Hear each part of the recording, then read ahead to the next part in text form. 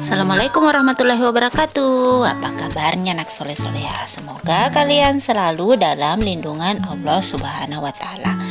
Nah, dalam pembelajaran kali ini kita akan belajar tentang perkembangan teknologi transportasi.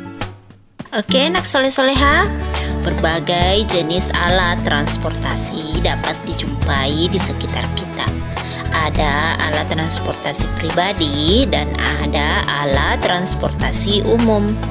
Ada pula transportasi darat, laut, dan udara.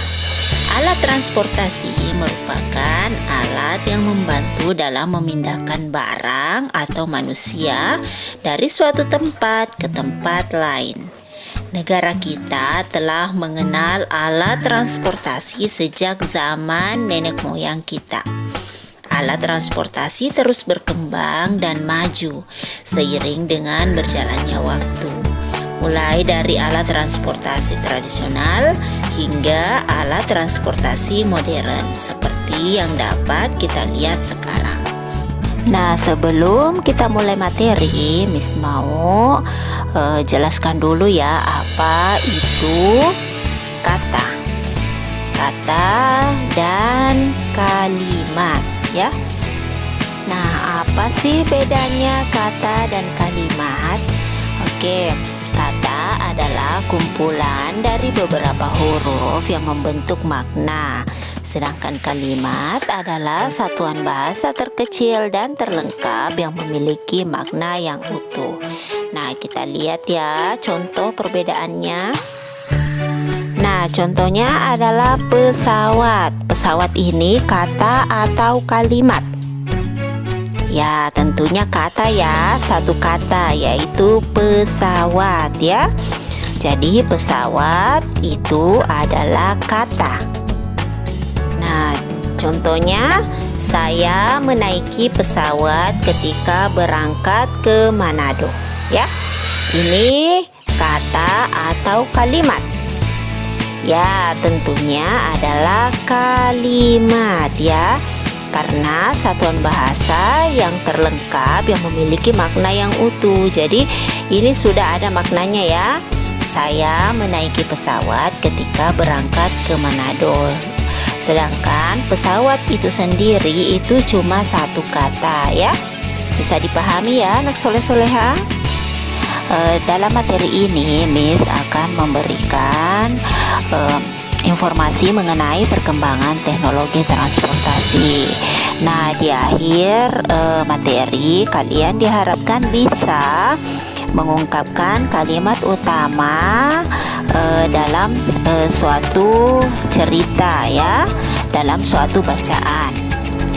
Nah, nandaku, salah satu bagian dari paragraf adalah kalimat utama. Kalimat utama biasanya berupa kalimat lengkap yang dapat berdiri sendiri. Nah, sedangkan ide pokok dalam bacaan itu sebagai gagasan utama. Ide pokok diperlukan untuk mengembangkan kalimat sehingga membentuk paragraf. Ide pokok menjadi dasar dalam penyusunan paragraf sehingga membentuk bacaan. Sedangkan topik permasalahan dalam bacaan selalu tersirat dalam kalimat utamanya. Pokok-pokok informasi dapat kita pahami bila memperhatikan informasi tersebut secara bersama. Jika informasi tersebut disajikan secara tertulis, maka bacalah secara seksama. Adapun jika informasinya disajikan secara lisan, maka dengarkanlah secara seksama. Nah, nandaku, silakan didengarkan secara seksama materi-materi yang akan Miss sampaikan pada pertemuan kali ini ya. Oke, yang pertama adalah jenis-jenis alat transportasi ya. Ada 3 jenis alat transportasi yang digunakan oleh manusia, yaitu alat transportasi darat, air, dan udara. Ya, masing-masing alat transportasi memiliki tujuan yang sama, yaitu untuk mempermudah orang dan barang dalam berpindah tempat. Dengan alat transportasi, perjalanan dapat dilakukan secara cepat. Alat transportasi darat contohnya sepeda motor, mobil, dan kereta api. Sepeda motor dan mobil biasanya digunakan untuk bepergian ke tempat yang dekat ataupun jauh. Ya, sementara itu kereta api digunakan untuk bepergian dengan jarak jauh. Ya, alat transportasi air antara lain perahu dan feri. Transportasi ini digunakan untuk menghubungkan dua tempat atau lebih yang dipisahkan oleh air. Misalnya sungai ataupun laut, ya. Alat transportasi udara antara lain helikopter dan pesawat terbang. Alat transportasi udara digunakan untuk transportasi jarak jauh yang dapat menghubungkan antar negara dan antar benua. Oh, yang soleh-soleha, pernahkah kalian berlibur di Yogyakarta? Nah, di Yogyakarta itu kita bisa mengunjungi beberapa tempat menarik ya, seperti Keraton Yogyakarta, Taman Pintar, dan masih banyak lagi. Ya, di Yogyakarta kita bisa mengelilingi kota dengan becak ya. Becak termasuk alat transportasi roda 3. Becak digerakkan oleh tenaga manusia. Sopir becak berada di belakang penumpang. Becak merupakan alat angkutan yang ramah lingkungan karena tidak menyebabkan polusi udara. Selain itu, becak tidak menyebabkan kebisingan dan juga dapat dijadikan sebagai objek wisata bagi turis-turis mancanegara. Transportasi umum adalah kendaraan yang dipakai oleh banyak orang ya. Transportasi umum di darat seperti bus, kereta api, taksi, ojek, dan becak. Di udara kita mempunyai transportasi umum penerbangan pesawat.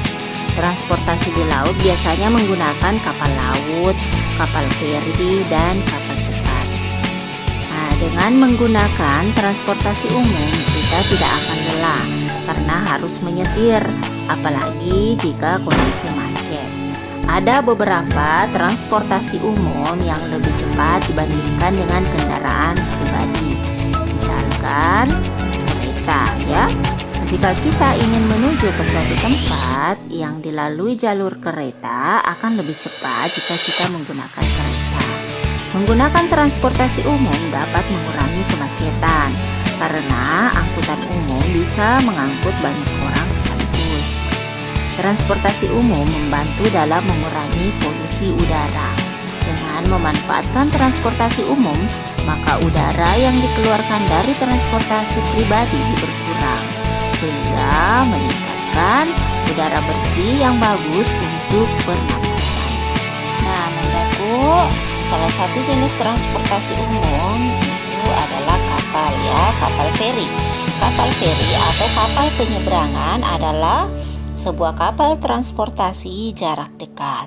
Kapal feri mempunyai peranan penting dalam sistem pengangkutan bagi masyarakat yang berada di pesisir pantai ya. Kapal feri membantu transit langsung antar kedua tujuan dengan biaya lebih kecil dibandingkan jembatan. Di Indonesia ada beberapa trayek kapal feri yang terkenal ya. Salah satunya adalah Gilimanuk ke Ketapang yang menghubungkan Pulau Jawa dengan Pulau Bali. Selain Gilimanuk, ada juga kapal feri Merak Bakauheni. Kapal feri tersebut menghubungkan Jawa dan Sumatera. Ya, kapal feri memiliki banyak jenis dan model untuk mendukung fungsi dan kegunaannya sebagai kapal penyeberangan. Ada berbagai kendaraan air yang digunakan sebagai kapal feri. Ada beberapa hal yang membedakan, misalnya saja tergantung dengan jarak perjalanan, kapasitas kapal, kecepatan yang diperlukan, hingga keadaan air yang akan dilalui. Nah, berikut jenis-jenis kapal feri. Nah, contohnya adalah kapal feri ujung ganda ya. Kapal feri ujung ganda ini memiliki bagian depan dan belakang yang dapat ditukar sehingga dapat berlayar bolak-balik tanpa harus memutar terlebih dahulu ya. Jenis kapal feri ujung ganda yang satu ini banyak sekali digunakan di negara Amerika. Hanya saja kapal feri ujung ganda ini lebih digunakan untuk mengangkut orang saja. Nah, selanjutnya adalah kapal feri jenis hidrofoil ya, tampak memiliki kaki. Selain itu, jenis kapal feri jenis hidrofoil itu memiliki draft kedalaman yang pendek sehingga menyebabkan kapal terlihat seperti melayang di atas air saat berlayar. Kapal feri jenis hidrofoil sebagian besar digunakan di daerah-daerah yang berada di negara Eropa. Adapun di wilayah Asia, kapal feri jenis ini hanya dapat ditemukan di Hong Kong, Makau, dan Jepang. Nah, selanjutnya kapal ini mirip sekali dengan hovercraft boat, namun dengan ukuran yang lebih besar. Kapal jenis hovercraft ini sangat populer sekali di Inggris dan banyak digunakan untuk mengangkut kendaraan darat seperti mobil, truk, dan lain sebagainya. Nah, selanjutnya adalah kabel feri ya. Mungkin bagi warga Jakarta itu sudah tidak asing lagi dengan alat transportasi air yang satu ini ya. Kapal kabel feri pernah beroperasi di kawasan Sungai Ciliwung. Kapal feri ini berfungsi sebagai sarana penyeberangan sungai yang tidak terlalu lebar. Nah, transportasi umum selanjutnya adalah kereta api ya. Kereta api merupakan alat transportasi darat yang terdiri atas lokomotif dan rangkaian kereta atau gerbong ya. Kereta api dibagi menjadi dua jenis, yakni kereta yang mengangkut manusia dan kereta yang mengangkut barang ya. Orang yang pekerjaannya menjalankan kereta api disebut masinis. Kereta api berjalan di atas rel. Saat ingin menaiki kereta, kita harus mempunyai tiket. Tiket dapat dibeli di loket ataupun lewat online. Nah, tempat pemberhentian kereta itu disebut stasiun ya. Di stasiun penumpang menunggu kedatangan kereta sambil duduk di peron ya. Stasiun Gubek di Surabaya, stasiun Gambir di Jakarta, stasiun Solo Balapan di Surakarta, stasiun Tugu di Yogyakarta, dan stasiun Stawang di Semarang merupakan stasiun yang ramai pengunjungnya. Nah, Anandaku, jalan raya itu tidak hanya berisi satu jenis alat transportasi saja ya. Pengguna jalan raya itu bermacam-macam. Ada sepeda motor, mobil pribadi, kendaraan umum, dan juga alat transportasi khusus. Mereka menggunakan jalan raya yang sama, meskipun tujuan akhirnya berbeda. Jadi kita harus saling menghormati ketika menggunakan jalan raya. Kita tidak boleh saling serobot dan ingin menang sendiri karena ingin cepat sampai. Dengan saling menghormati para pengguna jalan, diharapkan keselamatan dan ketertiban di jalan raya akan tercapai. Oke, next soleh-soleha. Sumber daya alam itu tersebar di berbagai wilayah di Indonesia. Nah, yang terdiri atas pulau-pulau dan dipisahkan oleh perairan. Oleh karena itu dibutuhkan alat transportasi yang memadai agar hasil sumber daya alam yang berada di daerah dapat diolah dan didistribusikan ke seluruh wilayah di Indonesia. Tugas kita adalah mengembangkan teknologi transportasi tersebut agar lebih maju. Oleh karena itu, kamu harus rajin belajar dan melaksanakan semua perintah orang tua dan guru. Nah, Nandaku yang soleh-soleha, demikian tadi penjelasan Miss materi-materi tentang perkembangan teknologi transportasi. Ya, nah selanjutnya silakan Anandaku cari kalimat-kalimat utama yang ada yang kalian telah dengarkan ya, yang ada di dalam bacaan yang Miss telah perdengarkan. Ya, semoga bermanfaat materi hari ini. Dan tutup dengan ucapan wallahul muwaffiq ila aqwamit thoriq. Assalamualaikum warahmatullahi wabarakatuh.